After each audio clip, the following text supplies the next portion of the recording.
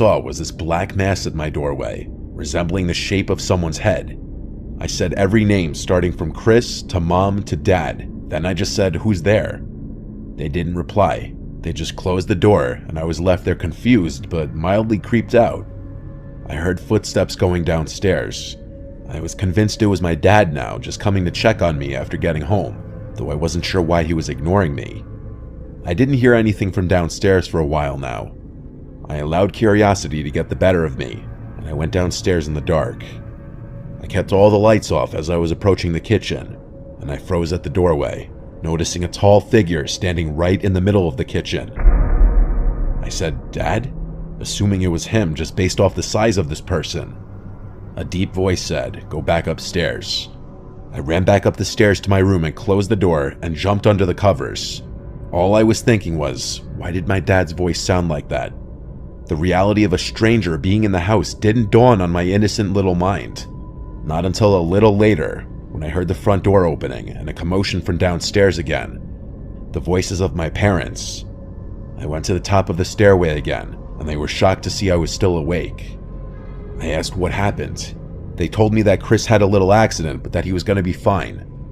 I found out months later that he had gotten into a car accident driving in a condition that he shouldn't have been driving in. My parents got a call from the hospital, and so they rushed to see him first thing, leaving me to sleep. I asked my dad if he had come in my room before, and that was when I learned that they had been gone for hours. My mom started freaking out, yelling at my dad because he had neglected to lock the door when they rushed out of the house. Me telling my parents about the person at my bedroom door and in the kitchen caused my dad to search the house with his gun, and my mom to call the police. The last thing I really remember was being asked by a police officer to give my story. My parents tell me that they felt like morons having to explain to the cops that they left me alone and left the door unlocked. I don't think anything of value was stolen, even though whoever broke into the house clearly didn't have intentions of harming me. Having a complete stranger in your house is already a terrifying ordeal. Now imagine going through that at 8 years old.